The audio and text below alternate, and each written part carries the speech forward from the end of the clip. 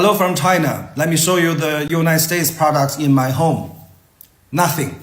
Do you have something from China in your home? Americans, you don't need a tariff. You need a revolution.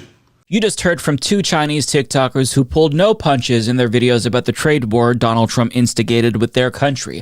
And some of the comments that they made in those videos triggered a back and forth between them and some Trump supporters. And to say that they ended up schooling Trump supporters would be an understatement. They mopped the floor with them and gave them one of the most brutal reality checks I have ever seen in my entire life. And I've got to say, as an American, it is sad that so many Americans seemingly don't know as much about America as people who live outside of the country. Nonetheless, somebody's got to educate them, and since they're clearly not listening to any of us within the country, maybe some of these MAGA dipshits will listen to somebody with an outside perspective. They won't, but one can dream, right? Now, the main topic in question, obviously, is the tariffs. And at the time that I record this video, the percentage being imposed on China is now up to 245%. But I mean, by the time most of you see this video, it'll either be lower or higher depending on Trump's mood.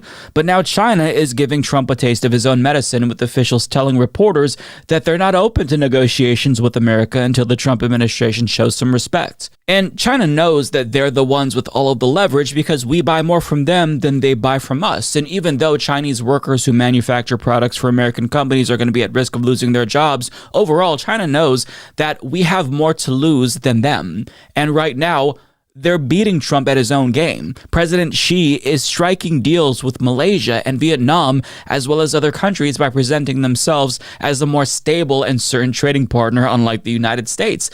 And when you consider how longtime allies like Canada, as well as European countries, are trying to economically detach themselves from us since we just can't be trusted, that's a sign that this isn't going very well for us. So Donald Trump is losing the trade war, and we all look like a bunch of fucking idiots thanks to him. But I mean, this is what a majority of the American electorate voted for, so we reap what we sow, right? Either way, the tariffs are a hot topic in China right now for obvious reasons, and Trump supporters simply refuse to accept people in other countries telling them how stupid they look. For example, in that first TikTok that we saw from Buddha Wang, where he explained how there's no American products in China, so this is obviously going to hurt us more than them, somebody actually responded to him with that comment with what I think they believed was an own, asking them, well, if Americans don't buy Chinese products, who are you going to sell them to?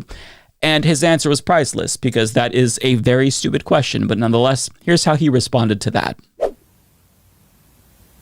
Rest of the world. By the way, Donald Trump already caved in. Check the news. My God.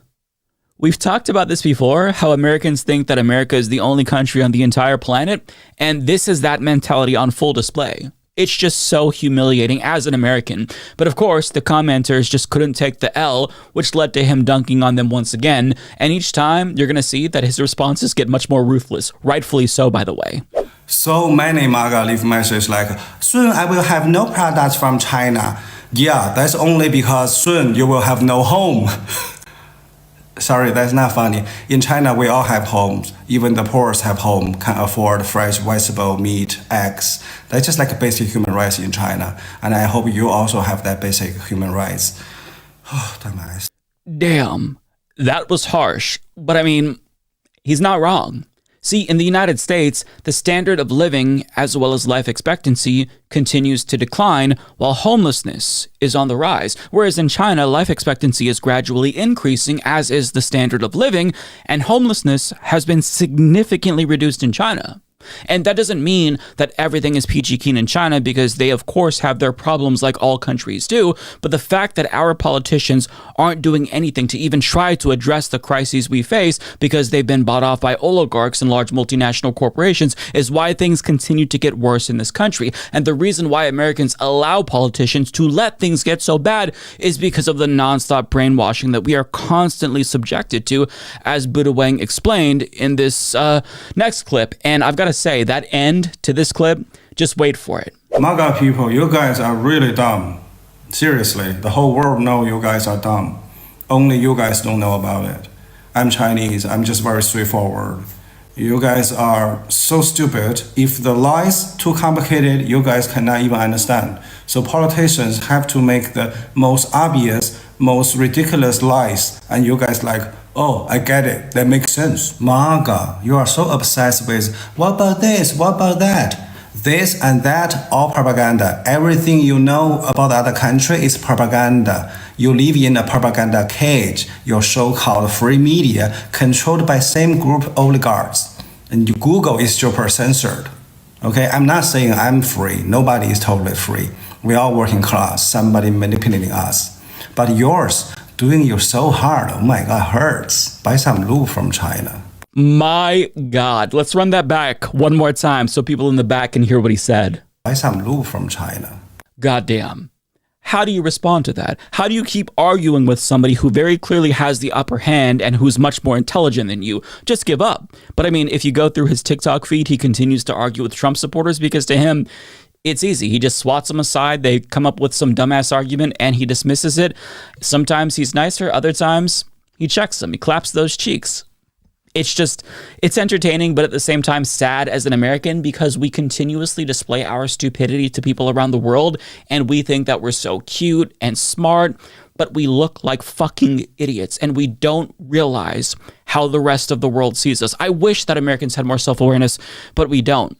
Now, that wasn't the only time that Buddha Wang dropped a truth bomb on the MAGA chuds who weren't only wrong, but racist towards him, as you're going to see, because, you know, he's the one that keeps getting the last laugh. Literally, in this video, he got the last laugh. MAGA, the Federal Reserve using dollar to exploit people all around the world.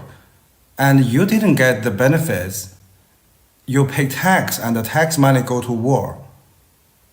Why you sound so proud? I love this guy. What a king. But he's not the only Chinese TikToker who's trying to give Trump supporters a wake-up call. A Chinese man from Wuhan named Neil Zhu, who now lives in Canada, gave one of the most concise breakdowns about everything wrong with the American political system that I have ever seen. And he doesn't specifically address Trump in this video, although indirectly he's talking about Trump because he addresses the tariffs. But what he says here provokes Trump supporters for obvious reasons, which he responds to. And I'll show you his response. But first, just listen to this impeccable breakdown from him. They rob you blind and you thank them for it. That's a tragedy. That's a scam. That's why I'm saying this right now. Americans, you don't need a tariff. You need a revolution. For decades, your government and oligarchs only ship your job to China. Not for diplomacy, not for peace, but to exploit cheap laborers. And in the process, they hollow out your middle class, crush your working class, and taught you to be proud while they sold your future for profit. And yes, China made money, but we used it to build roads, lift millions out of poverty, fund healthcare, raise living standard.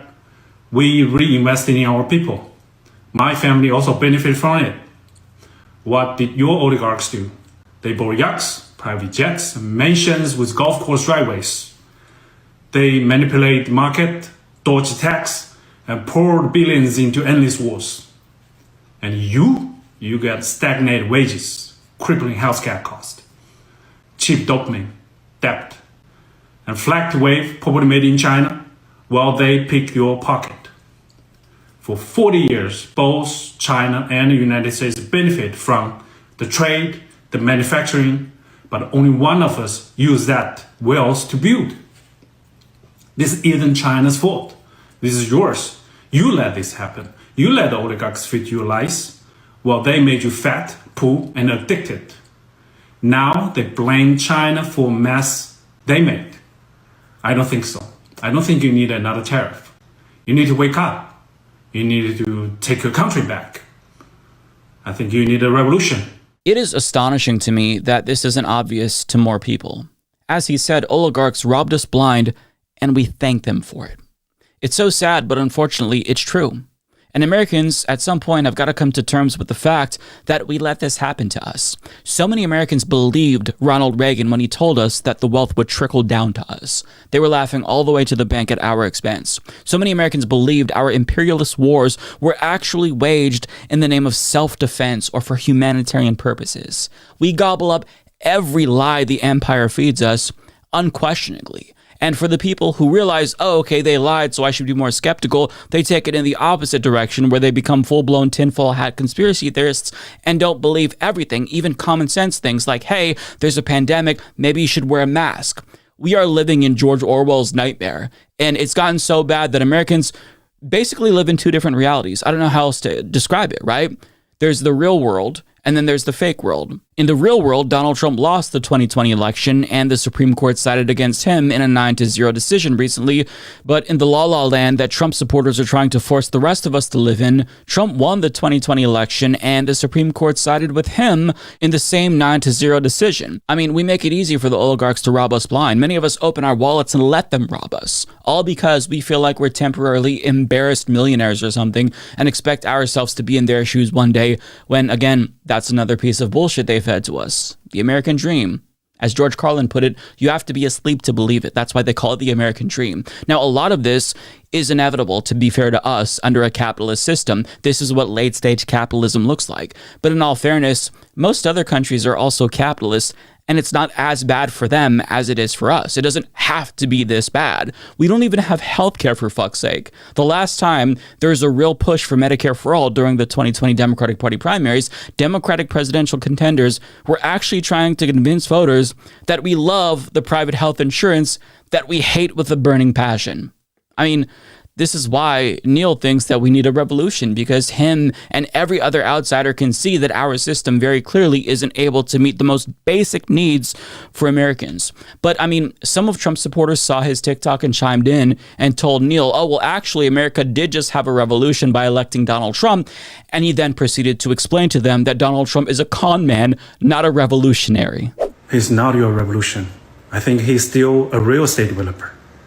If there's one thing I know about real estate developer, is that they love money. They love people who have money. And they love being around power. Let me ask you, why would someone like that work for you? You don't have the money. You don't have the power. All you had was one vote, and you already gave it to him.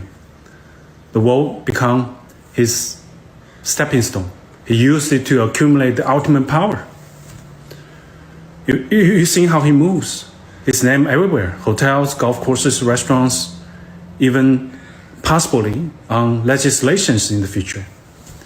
His face is on flags, t-shirts, truck, like a brand. He works like a real estate agent. He pointed a piece of land in the Middle East, and he already picturing a beachfront resort and luxury shopping district. That's how his mind works.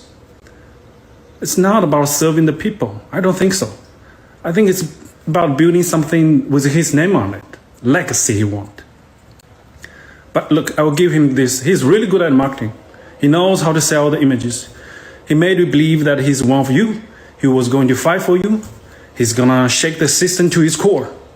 But in the end, I think he's just gonna do what benefits him and the people in his inner circle. I get it. You voted for him because you want some change. You want someone to take down the deep states. You want a revolution. You want a real change. But all you got was a different face on the same machine. A new pen job on the same old system. Because at the end of the day, it's not about left and right. It's not about left and right. It's about which oligarchs they are working for. That is undeniably true. And what's interesting is that this is not somebody who is particularly left-leaning or liberal. In fact, he admits in a different TikTok that he actually leans conservative on a lot of issues, and to me, he comes off as a libertarian who's more socially liberal yet fiscally conservative. And to him, his issue with the United States is that the control lies almost exclusively with large multinational corporations and not the people, which is why things are so bad, which is why he says that it's not about left-right, because he views that as more of a distraction, especially because we're all losing to the oligarchs, both on the left and the right. And he elaborated on this more in a different video and compared it to the way that it works in China, which I found interesting. And he says that the reason why things are on the up and up there and they're not here is because of who has all the power. And he explains the lowest common denominator is the large multinational corporations. I can see the difference. In China, the government has a grip on the corporations. Well, they follow the Chinese rule. But in the States, it seems the corporation controls the government. the lobbyist controls the Senate and Congress. So with one party, the tension, the social antagonism is between the people and the government. But in the States, it's about left and right, the neighbors fighting neighbors, families split over politics. The divisions, I think is a distraction, because while you are arguing with each other, the people really in power, they're behind the scene, right? They stay winning. You have to look beyond and past left and right, because that's how they control you. Now, what he said there was interesting to me, but I don't necessarily agree entirely. The left-right dynamic, as it relates in the United States, really is about competing visions for the future. So I think it does matter. I don't think that it's a non-issue, even though I understand the point that he's making. But the reason why I think it matters is because, as a leftist, I want us to be an empathetic country where everyone has healthcare and housing and a job and the freedom to express themselves. Whereas the right, they oppose all of those things, and they want to restrict freedom, and they want to take us back to a time when white men were at the tippy top of the social hierarchy and everyone else was on the bottom, or just an afterthought. Now, with that being said, his overarching point is that our ideological disagreements are effectively a distraction because they are meaningless in this climate. They're useful to the oligarchs because while we're fighting each other, oligarchs are robbing us blind. And I get that point. He's right about that. But there's a reason why capitalism always devolves into fascism. It's because as things get worse, fascism becomes a useful tool for reinforcing that capitalist system that's dying. The scapegoating of marginalized groups and immigrants and whatnot becomes more of a necessity to elites because they don't want people to become class conscious and start pointing the finger at them. So that's why fascists begin to target socialists and communists as they're doing now, because those people are the ones that pose the biggest threat to the capital class. They're the ones who are trying to shake people out of the trance that they're in so they wake up and realize that they're focused on the wrong 1%, as Laverne Cox put it. But I want to talk about one last Chinese TikToker who gives us a summary of how the entire country right now feels about the trade war. We don't care. China's been here for 5,000 years. Most of the time, there was no United States. And if the United States wants to bully China, we will just deal with the situation without the United States. This is said by a Chinese representative, and his reply has won the hearts of millions of Chinese people. It shows how many Chinese people feel about those tariffs. We won't back down. We won't kiss Trump's ass, as he says. Kissing my ass. But as an ordinary Chinese, how do I feel? I hate war of any kinds. The future is uncertain now, and that scares me. Because in the end, wars like this don't have winners, just everyday people paying the price. I read about some American small business owners who just ordered lots of goods from China, now panicking and feeling helpless over 145% of tariffs. I've got friends here in China who will lose their jobs tomorrow because their companies are many doing business with Americans. Everything is happening so fast. People don't even have time to react. It breaks my heart. Ordinary people just trying to get by shouldn't suffer because of this politics. And to the Americans, my anger isn't with you. I don't want wars between us. Our governments might fight, but let us workers, students, parents, keep talking, keep sharing stories, keep remembering that time we laughed together, traded recipes, exchanged cultural differences, or cheer the same song or dance. Bye-bye, see you next time. I absolutely adore her, and I appreciate how mindful she is of the common struggle workers around the world have. And if Trump thought that these tariffs were going to weaken China, I think that her TikTok demonstrates that it only made them stronger, not just internationally with other countries coming to them for trade, but domestically as millions of Chinese citizens rally around their country because they feel like they're being unfairly attacked by the Trump administration and they don't appreciate the way that Trump and his cronies denigrate China. And on that note, she did respond to some comments that JD Vance made about Chinese peasants, and I want to leave you with her video because it provides us with some much needed levity, which is appreciated during uncertain times like this. So without further ado, here's her funny yet wholesome response to JD Vance. And I think that this is a microcosm of how a lot of Chinese citizens think of our dumbass politicians. They think that they're silly and to be made fun of. So here you go. We borrow money from Chinese peasants to buy the things those Chinese peasants manufacture.